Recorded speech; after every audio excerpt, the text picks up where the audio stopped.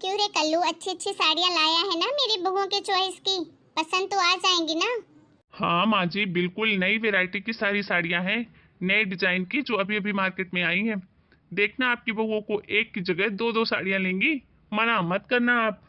रेखा बहू, सीता बहू, दोनों आ जाओ हॉल में। साड़ी वाले को बुलाया है मैंने। दोनों आ जाओ और अपने मनपसंद की साड़ियाँ ले लो, इसीलिए मैंने घर में बुलाया है। आइए भाभी जी, एक से एक बढ़कर साड़ियाँ लाया हूँ इस बार।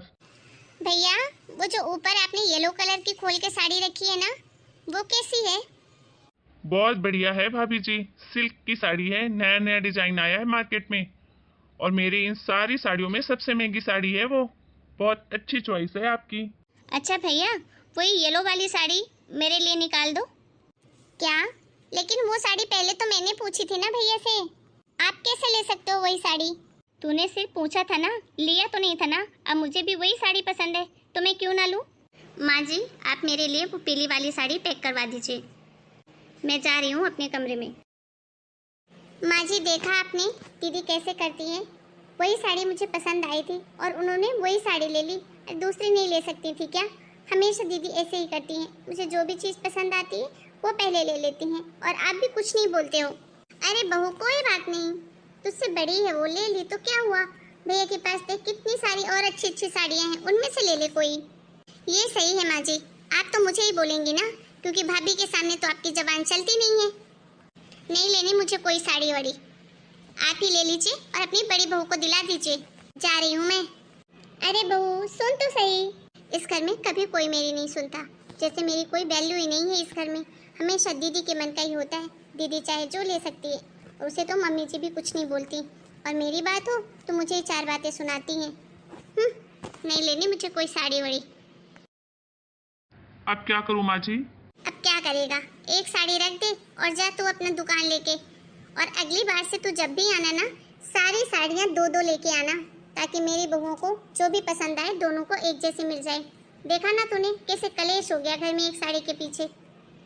ठीक है माँ जी, वैसे बात तो सिर्फ जिद की थी, नहीं तो एक से एक साड़ियाँ लाया था मैं इस बार, लेकिन आपकी बहू ने बस एक ही साड़ी के लिए देखा। अच्छा चल ठीक है, अब जा तू। छोटी भाभी, आपने मेरा कॉलेज बैग कहीं रखा है क्या? अरे मैं क्यों रखने लग गई आपका कॉलेज बैग? क्या बात है भाभी, आप इतने गुस्से में क्यों हो? अरे गुस्से में ना रहूं तो और क्या करूं। माँ जी को देखा आपने मेरे साथ कितना गलत करती हैं। हर बात पे बस दीदी का साथ देती हैं। दीदी जो चाहे ले सकती है, जो चाहे इस घर में कर सकती है, लेकिन मैं कुछ बोलूं तो माँ जी मुझे ही चार बातें सुना देती हैं, जैसे मेरी कोई इज्जत ही नहीं है इस घर में।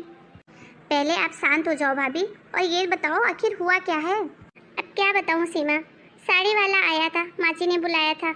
मुझे एक साड़ी पसंद आई, मैं पूछ ही रही थी भैया से कि वही साड़ी, दीदी ने बोला मुझे वो साड़ी ही चाहिए और उन्होंने पैक करवा ली। मैंने माँ जी को बोला तो माँ जी बोलती हैं कोई बात नहीं, तो दूसरी साड़ी ले ले, वो बड़ी है। अब अगर मुझे वही साड़ी पसंद थी तो मैं दूसरी क्यों लूँ? क्या वो बड़ी हैं तो कुछ भी कर सकती हैं, मेरी पसंद की कोई वैल्यू नहीं? पर भाभी, इसमें माँ की क्या गलती है? आप माँ को क्यों बोल रहे हो? माँ तो आप दोनों को बराबर प्यार करती है ना, इसलिए उन्होंने साड़ी वाले को घर पे बुलाया और आप दोनों को भी साथ में, ताकि आप दोनों अपनी अपनी पसंद की साड़ियाँ ले लो। जो किया बड़ी भाभी ने किया है, तो उसमें माँ को आप क्यों दोष दे रहे हो फिर? बात तो तुम सही कह रही हो सीमा, लेकिन माँ जी भी तो बोल सकती थी ना दीदी को। अरे भाभी, आप भी क्या छोटी छोटी बातों को दिल से लगा लेते हो? अब क्या मम्मी हर छोटी छोटी चीज़ों के लिए आपको टोकेगी तो अच्छा लगेगा क्या? ना आपको अच्छा लगेगा और ना बड़ी भाभी को अच्छा लगेगा। छोड़िए भी, अगली बार आप एक्स्ट्रा साड़ी ले लेना जब आएगा तो। अच्छा मेरा बैग बता दो ना प्लीज़, कहाँ रखा है? मैं लेट हो रही हूँ। मुझे नहीं पता सीमा, मैंने बड़ी भाभी के हाथ में देखा था तुम्हारा बैग। जाके पूछ लो उनसे, शायद उन्होंने ही कहीं रखा हो। ठीक है भाभी। बड़ी भाभी, आपने मेरा कॉलेज बैग कहीं रखा है क्या? हाँ सीमा, तुम्हारी अलमारी में ही तो रखा हुआ है। अच्छा ठीक है भाभी, थैंक यू। अरे सीमा, रुक ना 2 मिनट, कुछ बात करनी है। क्या हुआ भाभी, बोलिए। क्यों, तेरी छोटी भाभी क्या चुगली कर रही थी मेरी? क्या बोल रही थी मेरे बारे में? कुछ भी तो नहीं, मैं बस उनसे बैग पूछने गई थी। देख सीमा, सच सच बता, झूठ मत बोल। मैंने अपनी आंखों से देखा है, वो तुझसे कुछ गुस्से में बोल रही थी मेरे बारे में, काफ़ी देर से बात कर रही थी। छोड़ो ना भाभी, आप तो समझदार हो ना, क्या आप छोटी छोटी बातों पे अपना मूड खराब करते रहते हो? बात तो तू सही कह रही है, मैं बड़ी हूँ इस घर की, मुझे ही अपने दिमाग से काम करना पड़ेगा। छोटी के पास तो जैसे दिमाग है ही नहीं। अब बताओ, मैंने जो साड़ी पसंद कर ली, अब वो बोलती है कि मुझे वही साड़ी चाहिए। मैंने पहले पूछा था। अरे ऐसा थोड़ी ना होता है, खरीदा तो मैंने पहले। कैसे वो मेरी किसी चीज़ को बोले वो चीज़ कैसी है और बोल दे कि ये तो मेरी ही होगी, मुझे चाहिए। आज छोड़ो ना भाभी, आप क्या छोटी छोटी बातें लेके आप बैठ जाते हो। अच्छा मैं चलती हूँ भाभी, मैं लेट हो रही हूँ कॉलेज के लिए। बाय। एक दिन अच्छा मज़ा चखाऊंगी इस छोटी को। हेलो, सुनिए जी, आज मेरा ना बाहर घूमने का बहुत मन कर रहा है, आप मुझे कहीं लेके चलो ना।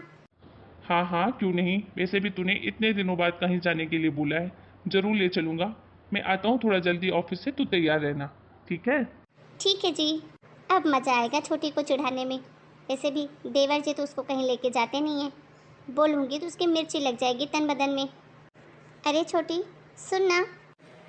बोलिए, अब क्या हो गया? वो क्या है ना, इनका फ़ोन आया था तो हम लोग आज डिनर के लिए बाहर जा रहे हैं और साथ में कुछ शॉपिंग भी कर लेंगे। तो मैं तुझे बोलने आई थी कि घर का काम खाना पीना सब कर लेना, मेरा वेट मत करना, मैं ज़रा देर से आऊँगी।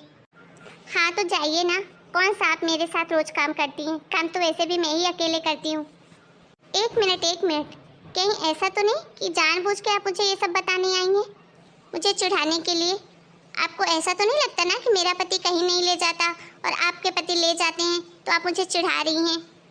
आपका कहने का मतलब क्या है कि मेरा पति मेरा ध्यान नहीं रखता, मुझे प्यार नहीं करता? आपकी हिम्मत कैसे हुई ये सब बोलने की? मैं अरे छोटी, ये सब तू क्या बोल रही है? मैंने तो ऐसा कुछ भी नहीं कहा। अब तो इसका ऐसा मतलब निकाल रही है तो मैं क्या कर सकती हूँ। और वैसे भी बात तो तू सही बोल रही है, देवर जी ना आज तक तुझे कभी लेके नहीं गए। खैर कोई बात नहीं, चलती हूँ मैं। मेरी किस्मत फूटी गई है। एक ये दीदी है, इस घर में ऐश की ज़िंदगी जी रही है, हर चीज़ें अपनी मर्जी से करती है और जेठ जी भी कितने अच्छे हैं। और एक मेरा पति है जिसको मेरी फिक्र ही नहीं है, कुछ पड़ी ही नहीं मेरे सुख की। अरे बहू, ओ छोटी बहू, बड़ी बहू, मेरा सर बहुत दुख रहा है, कोई मेरा सिर दबा दो या फिर कोई सिर दर्द वाली दवाई दे दो, सर फटा जा रहा है मेरा। अरे कहाँ हो तुम दोनों, कोई तो आ जाओ। चिल्लाते रहो माँ जी, मैं तो नहीं आने वाली। आना तो दूर, मैं आपको देखूंगी भी नहीं। बड़ी बहू को बुलाओ, जैसे आप हर चीज़ के लिए पहले बड़ी बहू को बुलाते हो, कोई चीज़ खरीदनी हो तो बड़ी बहू को बुलाते हो, अब बड़ी बहू ही सेवा करेगी, उसी को बुलाओ आप। मैं क्यों जाऊँ? जाना हो तो छोटी जाए, मैं जेठानी हूँ, बड़ी हूँ, पहले उसका फर्ज है सेवा करने का, वो करे तो करे, मैं क्यों जाऊँ? ऐसे तो माँ जी हर चीज़ में बराबरी करती है, जो चीज़ जेठानी को दिलाती है वही चीज़ देवरानी को भी चाहिए, तो फिर मैं क्यों करूँ अकेले सेवा?